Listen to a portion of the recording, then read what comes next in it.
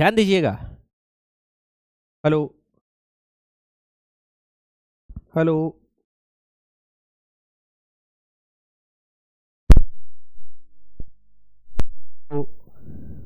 Hello.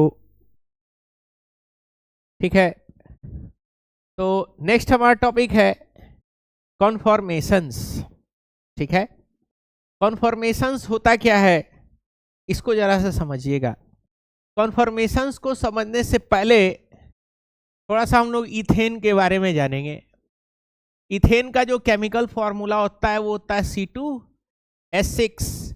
इसका structure अगर आप देखोगे तो ये CH3 होता है, और इसका स्ट्रक्चर अगर और आप देखोगे तो आपको क्या दिखेगा, ये CH3 इस तरीके से है, और यहाँ पे भी क्या है, यहाँ पे भी इस तरीके से CH3।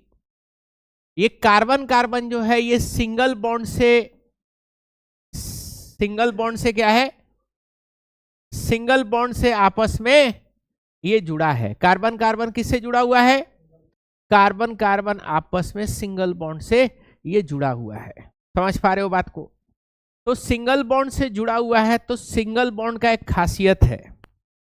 क्या खासियत है कि फ्री रोटेशन अलाउ करता है। क्या अलाउ करेगा, फ्री रोटेशन। मान लो मेरा हाथ मान लो कार्बन है, ये हाथ कार्बन और ये भी हाथ क्या है, कार्बन, और ये 3 हाइड्रोजन, और इधर में भी क्या होगा, इधर में भी आपका 3 हाइड्रोजन, इस तरीके से। तो इसको आप देखोगे तो ये इस तरीके से, ये कार्बन और 3 हाइड्रोजन ऐसे, ठीक है ना, और ये एक बीच में बॉन्ड है, और इधर भी क्या होगा, कार्बन और 3 हाइड्रोजन होगा। एक पेन और चाहिए, ध्यान दोगे, यहां भी क्या है, कार्बन और 3 हाइड्रोजन इस तरीके से। कोई दिक्कत? तो कार्बन हाइड्रोजन ऐसे 3 और कार्बन हाइड्रोजन ऐसे 3, देख पा रहे हो? तो ये क्या होता है, ये सिंगल बॉन्ड होता है, तो सिंगल बॉन्ड क्या करता है, इनका रोटेशन अलाउ करता है। ये रोटेशन क्या होता है, ये रोटेशन अलाउ रहता है।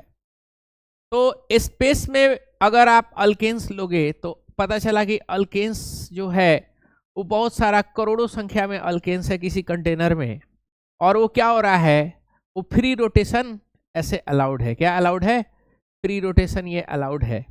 तो पता चला कोई अल्केन ऐसे है, कोई अल्केन ऐसे है, कोई अल्केन ऐसे है, कोई अल्केन ऐसे है, कोई अल्केन ऐसे है, यानी बहुत सारा अलग अलग स्पेस में स्ट्रक्चर अल्केन्स का मौजूद होगा। यानी कुछ ऐसे होगा, कुछ ऐसे होगा, कुछ ऐसे होगा, कुछ ऐसा होगा।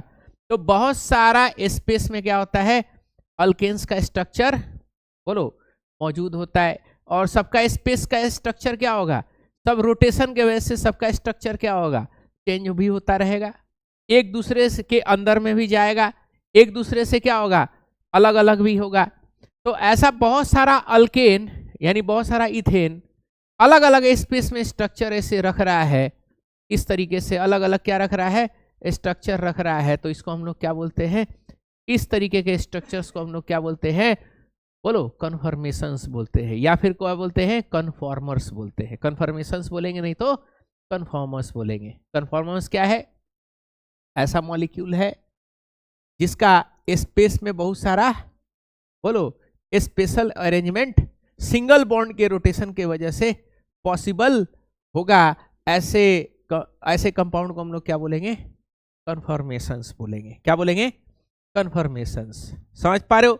ये एक दूसरे में रोटेशन के वजह से एक दूसरे में चेंज भी हो रहा होगा। समझ पा रहे हो बात को? तो the carbon carbon single bond allows free rotation as a result many structures are possible due to spatial arrangements। Spatial arrangement का मतलब क्या है? स्पेस में अरेंजमेंट। स्पेस में क्या है? अरेंजमेंट। अलग अलग हो सकता है ना, रोटेशन के वजह से अलग अलग अरेंजमेंट हो सकता है, तो उसी को हम लोग क्या बोलते हैं? स्पेस में जो अरेंजमेंट अलग अलग होता है उसको क्या बोलते हैं? Spatial arrangement. Many structure of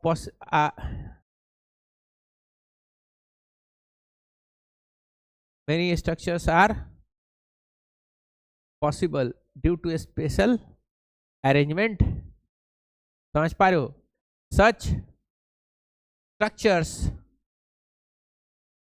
are called, क्या कहेंगे? बोलो। कन्फॉर्मेशंस। कन्फॉर्मेशंस। कोई दिक्कत, कोई प्रॉब्लम? क्या कहेंगे? कन्फॉर्मेशंस बोलेंगे। कोई दिक्कत यहाँ पे, कोई प्रॉब्लम यहाँ पे? ध्यान दीजिएगा, एक बहुत ही इंपॉर्टेंट चीज यहाँ पे समझना है। देखो, इनका कार्बन कार्बन का एक हल्का सा एनर्जी बैरियर होता है, जिसको इनको क्या करना होता है? पार करना होता है एक दूसरे में चेंज होने के दरमियान। थोड़ा सा एनर्जी है, वो क्या होना होता है? पार होना होता है। ध्यान दीजिएगा, कैसा वो एनर्जी है समझना। देखो, मान लो ये एक मीथेन है। ये मीथेन का इस तरीके से एक ऐसा स्ट्रक्चर, और यहाँ पे क्या है? ये मीथेन का ये एक ऐसा स्ट्रक्चर। समझ पा रहे हो बात को? तो होता क्या है, ध्यान दीजिएगा।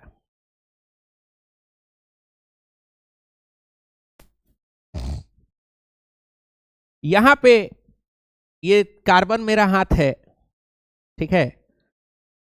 समझ पा रहे हो कार्बन क्या है? मेरा हाथ। और ये 3 बॉन्ड इस तरीके से पॉसिबल है, इस वाले में भी ऐसा। तो देखो होता क्या है समझना, ध्यान दीजिएगा। ये इस तरीके से ये जुड़ा हुआ है। देखो होगा क्या कि जब ये ऐसे होगा तो कोई दिक्कत नहीं है, लेकिन ये जैसे ही इसके सामने आएगा, यानी ये 2 बॉन्ड्स देख पा रहे हो, ये ऊपर वाला, ये जैसे ही एक दूसरे के सामने आएगा, ठीक है ना, ये रिपल्सन, ये क्या होगा कि ये जल्दी इसको पार नहीं कर पाएगा। समझ पा रहे हो? जल्दी इसको पार, मतलब यहां से यहां तक तो एकदम आसानी से फ्री रोटेशन हो रहा है, लेकिन जैसे इसके सामने आ रहा है, सामने आते ही क्या होगा? बोलो।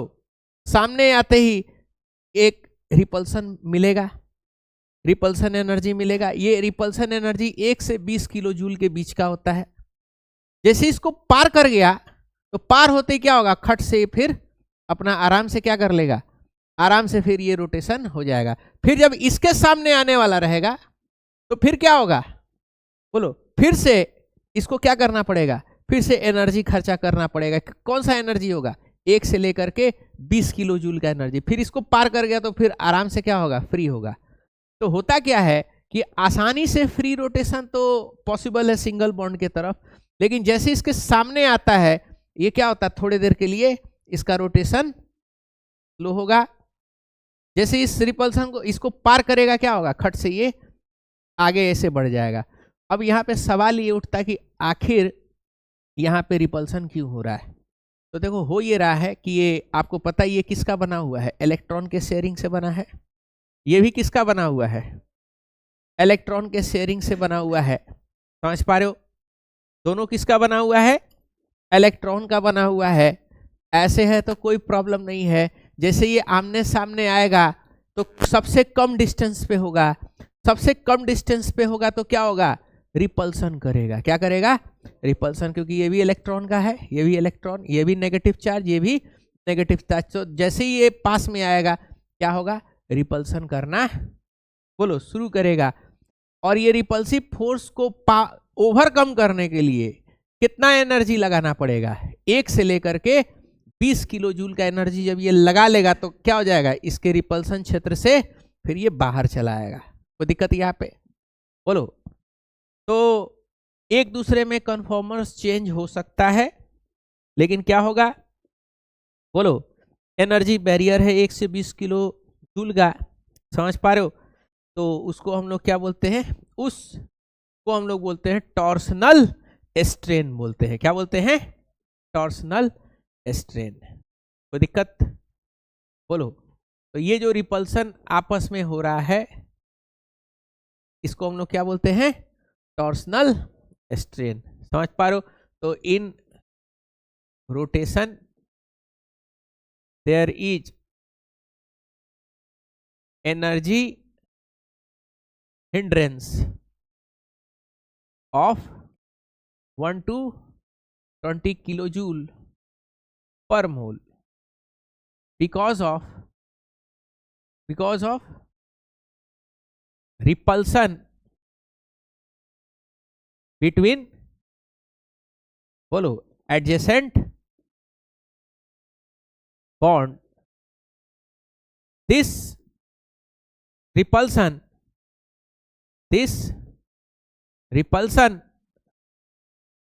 is called, क्या कहेंगे, बोलो, टॉर्सनल स्ट्रेन कहेंगे। क्या कहेंगे, टॉर्सनल स्ट्रेन कहेंगे। कोई दिक्कत यहाँ पे, क्या कहेंगे इसको, टॉर्सनल स्ट्रेन कहेंगे। कोई प्रॉब्लम, ठीक है। तो अब हम लोग आगे बढ़ेंगे, ठीक है ना। अब हम लोग पढ़ेंगे, क्या पढ़ेंगे, तो अलग अलग टाइप का कन्फर्मेशंस हम लोग देखेंगे, टाइप्स ऑफ कन्फर्मेशंस, ठीक है। क्या पढ़ेंगे, टाइप्स ऑफ कन्फर्मेशंस पढ़ेंगे, टाइप्स ऑफ कन्फर्मेशंस। कोई दिक्कत, टाइप्स ऑफ कन्फर्मेशंस, ध्यान दीजिएगा। Types of confirmation of ethane पढ़ेंगे, ध्यान दीजिएगा। क्या क्या टाइप्स ऑफ कन्फर्मेशन है, इसको जरा सा समझना, ध्यान दोगे।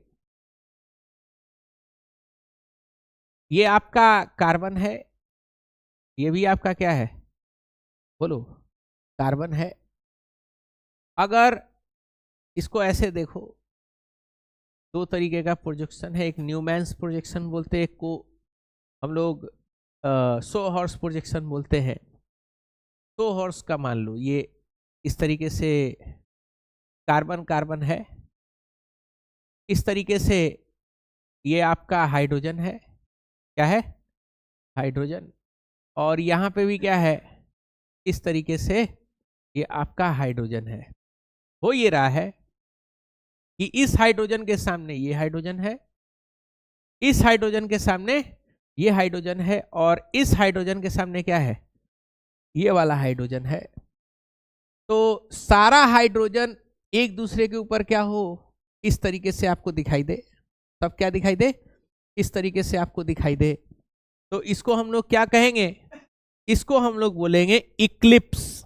क्या बोलेंगे, इक्लिप्स बोलेंगे।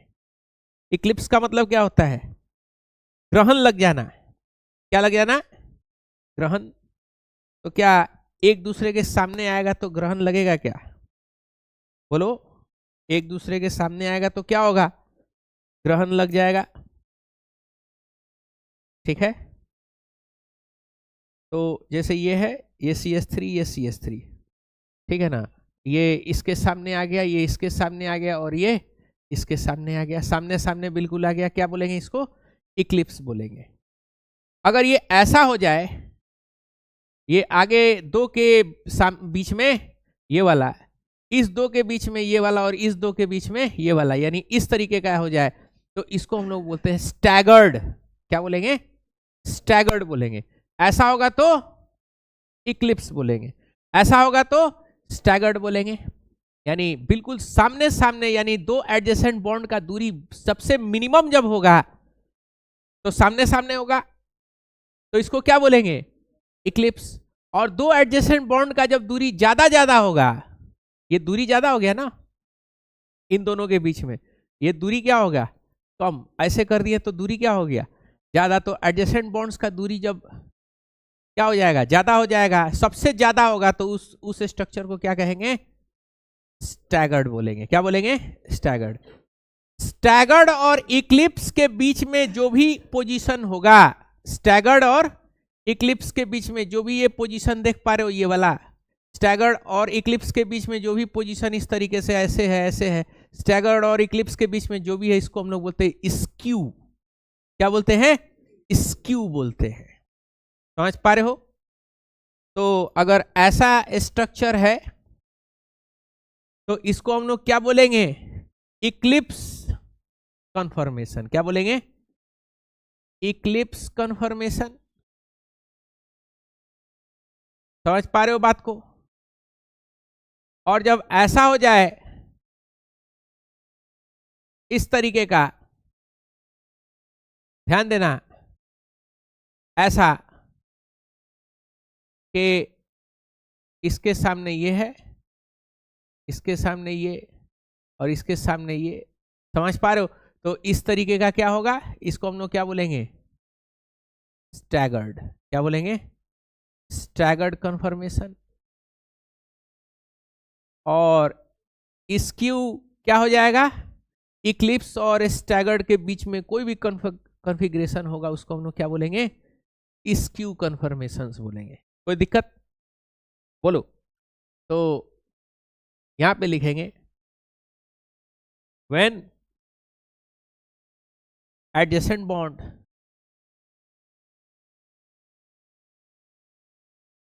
Has minimum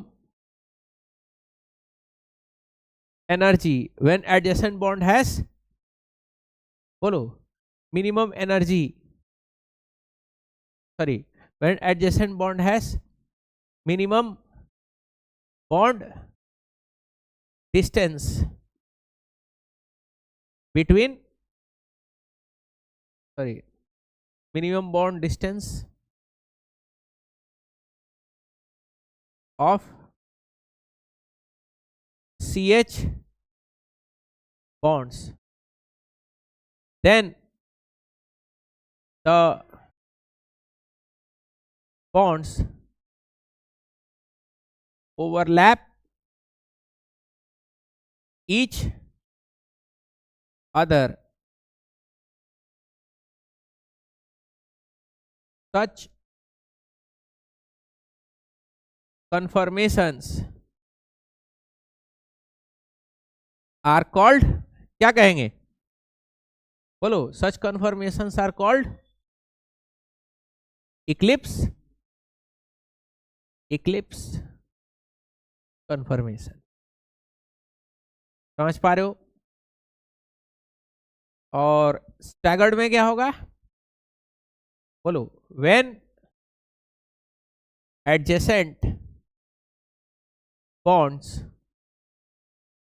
are at maximum distance, that is CH bonds lies between the front CH bond called, क्या कहेंगे, स्टैगर्ड कन्फर्मेशन। समझ पा रहे हो बात को? और फिर क्या है, हाँ, the confirmation, confirmations between staggered and skew are called, बोलो, क्या कहेंगे, the confirmation between staggered and skew are called, sorry, staggered and eclipse, eclipse are called skew conformations. क्या कहेंगे? स्क्यू कन्फर्मेशंस कहेंगे। कोई दिक्कत यहाँ पे? अब एक चीज बताओ, हाँ, यहाँ पे दो तरीके से हम लोग स्टैगर्ड और स्क्यू को, या इसको हम लोग दो तरीके से रिप्रेजेंट करते हैं। कौन कौन से तरीके से? सबसे पहला होता है 100 हॉर्स प्रोजेक्शन। क्या होता है? 100 हॉर्स प्रोजेक्शन। और दूसरे को हम लोग बोलते हैं न्यूमैन्स प्रोजेक्शन। क्या बोलते हैं? न्यूमैन्स प्रोजेक्शन बोलते हैं। 100 हॉर्स प्रोजेक्शन में क्या होता है कि इस तरीके से एक लाइन ड्रॉ करते हैं, लाइन ड्रॉ करेंगे, और जैसे मीथेन है CH3 CH3, तो ये वाला जो कार्बन है ये वाला है, और ये वाला कार्बन, ये वाला, ये वाइट ऐसे, और ये वाला कार्बन कौन सा है?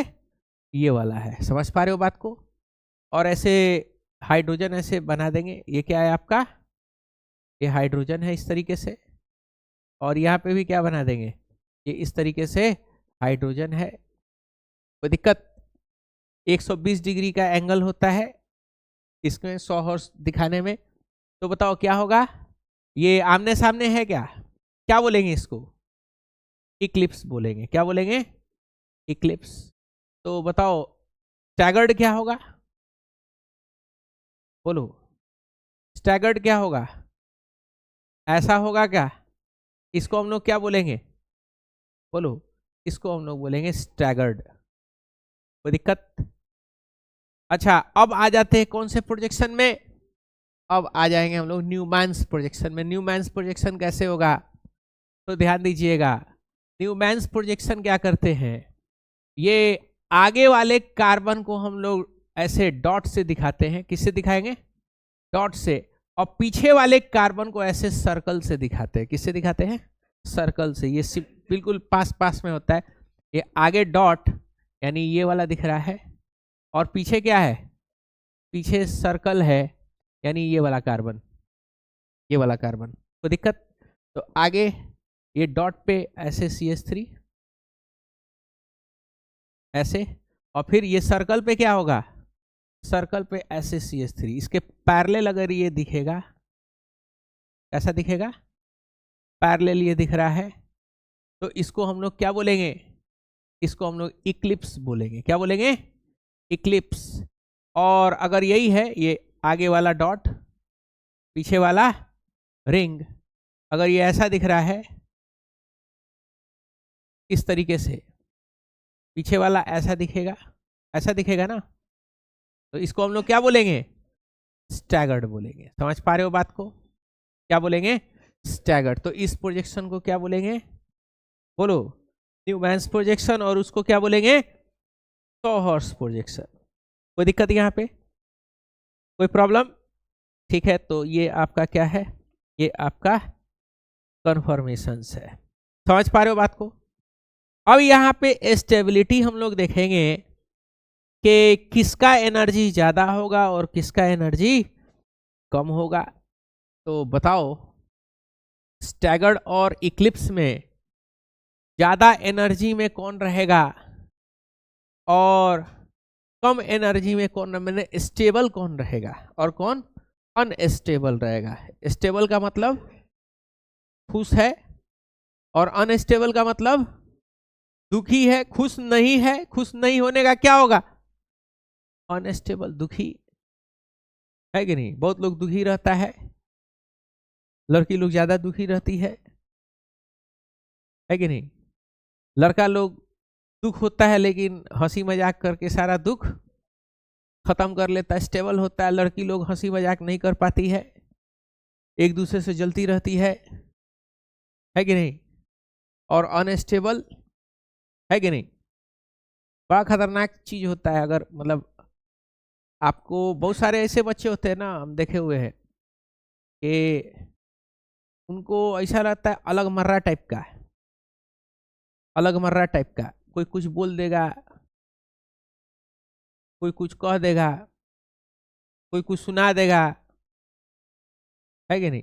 स्पेशली लड़की लोग के अंदर में ये ज्यादा रहेगा। तो ऐसे लोगों से इल्तिजा है कि घर में रहिए,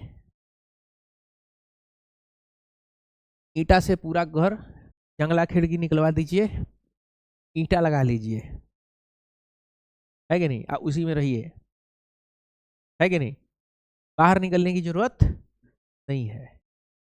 अब बहुत लोग सोचता है ना कि मास्टर साहब स्पेशल केयर करेंगे, आरती का थाली लाएंगे, ओहो हो आ गई या आ गया, तो ऐसा होने वाला नहीं है, ठीक है ना। यहाँ पे हमको इक्वली सबको ट्रीट करना है, समझ रहे हो, अनइक्वल ट्रीटमेंट यहाँ पे किसी का नहीं है, ठीक है। खैर बोलने का तो हम बहुत कुछ बोलते, लेकिन फैमिली शो चल रहा है तो इसीलिए नहीं बोल सकते हैं, है कि नहीं, कोई दिक्कत। तो अब बताओ इनमें सबसे ज्यादा स्टेबल कौन होगा? स्क्यू ज्यादा स्टेबल होगा, सॉरी स्क्यू ज्यादा स्टेबल होगा, स्टैगर्ड ज्यादा स्टेबल होगा, या इक्लिप्स ज्यादा स्टेबल होगा? बताओ। हाँ हाँ, क्यों होगा?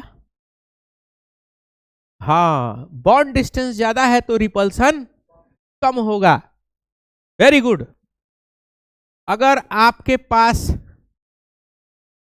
इस तरीके का स्टैगर्ड है, क्या है ये स्टैगर्ड है, तो बॉन्ड के बीच का डिस्टेंस बिल्कुल, सॉरी ये आपका क्या है, इक्लिप्स है, तो बॉन्ड, ये बॉन्ड और ये बॉन्ड के बीच का डिस्टेंस क्या है, सबसे कम है, सबसे कम होगा ना, मुड़ेगा तो ज्यादा हो जाएगा ना, सामने सामने है तो डिस्टेंस क्या है, कम है, थोड़ा सा ऐसे होगा तो डिस्टेंस क्या हो जाएगा, डिस्टेंस ज्यादा हो जाएगा, समझ पा रहे हो। तो डिस्टेंस ज्यादा है तो क्या होगा, रिपल्सन, सॉरी डिस्टेंस कम है तो रिपल्सन ज्यादा होगा, मोर रिपल्सन, समझे, इसका मतलब क्या होगा, अनस्टेबल ज्यादा होगा, यानी रिलेटिव स्टेबिलिटी कम होगी, किसका, इक्लिप्स का, किसका, इक्लिप्स का। स्क्यू इसके बीच का रहेगा, स्क्यू क्या होगा, इसके बीच का, और सबसे कम एनर्जी किसका होगा, बोलो, सबसे कम एनर्जी किसका होगा, स्टैगर्ड का। दोनों के बीच का डिस्टेंस क्या है, बोलो, ज्यादा है, डिस्टेंस बहुत ज्यादा मिल जाएगा तो लेस रिपल्सन होगा, क्या होगा, लेस रिपल्सन होगा, तो ये क्या होगा आपका, ये स्टेबल होगा, उसके कंपेयर में रिलेटिवली ज्यादा स्टेबल होगा, ये वाला मीडियम में है, तो ये स्टेबिलिटी का ऑर्डर है स्क्यू में, और किस में, स्टैगर्ड, ठीक है, कोई दिक्कत यहाँ पे, बोलो। अब यहाँ पे एक चीज समझना, ये जो एंगल है दोनों के बीच का, किसके किसके बीच का एंगल, ये पीछे वाला कार्बन, ठीक है, और ये आगे वाला कार्बन, तो पीछे वाले कार्बन और आगे वाले कार्बन के बीच का जो एंगल होता है उसको हम लोग बोलते हैं डाईहेड्रल एंगल, क्या बोलते हैं, डाईहेड्रल एंगल बोलते हैं, या टॉर्सनल एंगल भी इसको हम लोग कहते हैं, क्या कहते हैं, टॉर्सनल एंगल भी इसको हम लोग कहते हैं, कोई दिक्कत यहाँ पे, बोलो। तो वही सब चीज है, और ये टॉर्सनल एंगल को ओवरकम करने के लिए, ठीक है ना, 12.5 किलो जूल का क्या लगाना पड़ता है, एनर्जी लगाना पड़ता है, कितना का, 12.5 का एनर्जी लगाना पड़ता है to overcome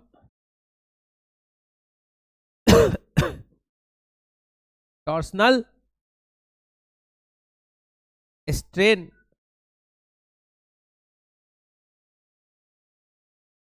the energy use is 12.5 kilo joule per mole, कोई दिक्कत। चलो तो अब क्या करना है आपको, हाँ तो अब आप इसको जो है लिख लीजिए, ठीक है ना, कल से हम लोग अल्कीन्स के ऊपर डिस्कशन करेंगे।